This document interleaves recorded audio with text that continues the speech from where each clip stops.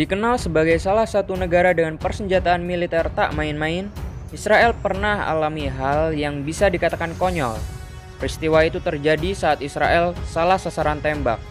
Alih-alih berdil Iran, Israel malah tembak drone Rusia yang ternyata buatan negaranya sendiri. Ternyata bukan drone Iran saja yang terbang dari Suriah untuk misi mata-mata ke Israel. Ternyata Rusia juga ikut serta. Penerbangan mata-mata UAV Rusia jenis Forpos yang memasuki wilayah El Quneitra, Israel, dari wilayah dataran tinggi Golan itu jelas menunjukkan keseriusan militer Rusia untuk memusuhi Israel. Meski dalam perkembangan terkini hubungan Israel-Rusia secara politik sebenarnya tidak ada masalah. Seperti yang terjadi pada 11 Juli 2018, satu unit UAV Forpos milik Rusia yang terbang dari dataran tinggi Golan hingga memasuki wilayah Israel sejauh 10 km langsung disergap Israel menggunakan sistem pertahanan udara peluncur rudal Patriot. Tentara Israel pun kemudian mendatangi reruntuhan UAV yang jatuh, tapi mereka malah dibuat terkejut. Pasalnya, UAV yang rontok ternyata jenis Forpos yang notabene milik Rusia dan berteknologi buatan Israel sendiri.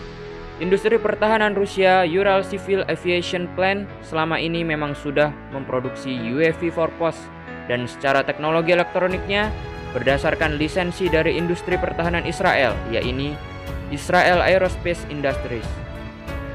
Di Israel sendiri, UAV Forpos dinamai Searcher 2 dan sudah dioperasikan sejak tahun 1998. Ditembak jatuhnya UAV Forpos oleh militer Israel jelas merupakan peristiwa ironis dan sekaligus konyol, karena Israel ternyata menembak jatuh UAV buatan sendiri meski secara operasional merupakan UAV milik Rusia.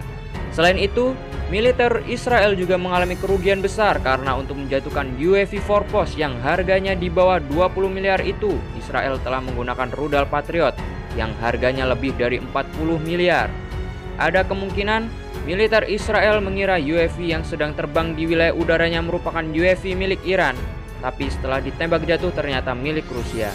Dengan bukti ini, keberadaan militer Rusia di Suriah ternyata memusuhi Israel juga. Hubungan Rusia-Israel bisa dipastikan akan memanas.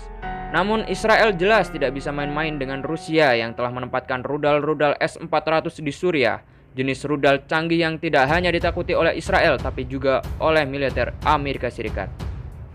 Menurut kalian, apakah Israel berani berkelahi dengan Rusia di Suriah? Tulis pendapat kalian di tembok rumah kalian masing-masing. Sampai jumpa di video selanjutnya.